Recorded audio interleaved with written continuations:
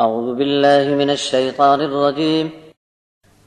يا أيها الذين آمنوا اتقوا الله وكونوا مع الصادقين. ما كان لأهل المدينة ومن حولهم من الأعراب أن يتخلفوا عن رسول الله ولا يرغبوا بأنفسهم عن نفسه، ذلك بأنهم لا يصيبهم ظمأ ولا نصب ولا مخمصة في سبيل الله ولا يطؤون موطئا يغيظ الكفار ولا ينالون من عدو نيلا إلا كتب لهم به عمل صالح، إن الله لا يضيع أجر المحسنين.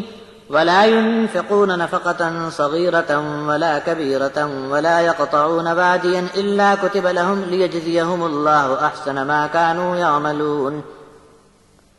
وما كان المؤمنون لينفروا كافة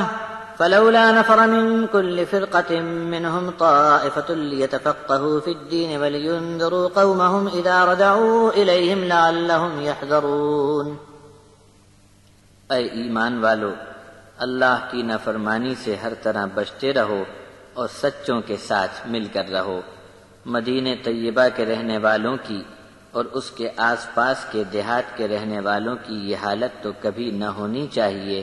کہ اللہ کے رسول کو چھوڑ کر گھر بیٹھ کر پیچھے رک جائیں،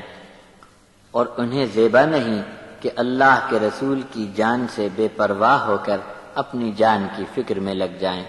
سوچنے کی بات یہ ہے کہ ان کو اللہ کی راہ میں جو بھی مصیبت جھیلنی پڑی ہو، پیاس کی اور تھکان کی اور بھوک کی، اور ان کے جب جب قدم اٹھانے سے دشمن غصے میں آ کر آگ بگولا ہوئے ہوں، اور دشمن پر ٹوٹ کر انہوں نے جو کچھ چھینا جھپٹی کی اور ان کی پٹائی کر دی، ان سب کاموں پر ان کے نامہ عمل میں نیکی لکھ لی گئی۔ بے شک اللہ نیکی کرنے والوں کے اجر کو ضائع نہیں ہونے دیتا۔